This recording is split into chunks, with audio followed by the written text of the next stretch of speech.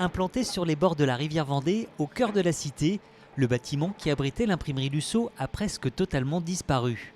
La déconstruction de ce symbole économique de la ville a débuté au mois de novembre dernier. Un projet qui était en attente depuis près de 10 ans déjà.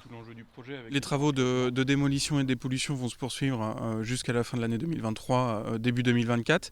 Et dès maintenant, nous travaillons avec le promoteur Duré pour pouvoir dessiner le futur aménagement du site avec une quarantaine de logements qui vont pouvoir venir s'implanter en bord de Vendée, en plein cœur de ville de Fontenay-le-Comte. Donc c'est vraiment l'idée d'avoir du logement qualitatif qui puisse revenir dans ce centre-ville. Ça fait très longtemps que Fontenay n'a pas connu de promotion immobilière et désormais avec ce projet, c'est chose faite.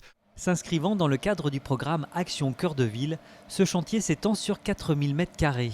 Dans cet espace, 400 m² de biens seront réhabilités et le reste accueillera des constructions neuves. Mais pour le moment, l'heure est à la démolition et à la dépollution du site. Il y a des hydrocarbures, il y a du mercure, il y a un certain nombre de pollutions qui sont liées à l'usage précédent du site. Et c'est vrai que notre intervention, elle vient permettre de gérer la pollution, c'est-à-dire enlever la pollution pour que derrière on puisse y habiter comme on habiterait n'importe où ailleurs en Vendée. Le projet initialement prévu a été retoqué par l'architecte des Bâtiments de France.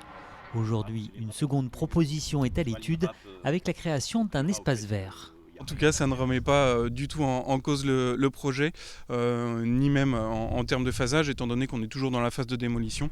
Ça permet de mener à la fois en parallèle la partie démolition et la partie conception, dépôt du permis de construire pour la réalisation future du projet.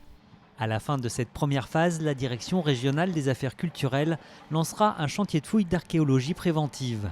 La construction de ces 40 logements devrait être lancée en 2024 pour une livraison programmée courant 2025.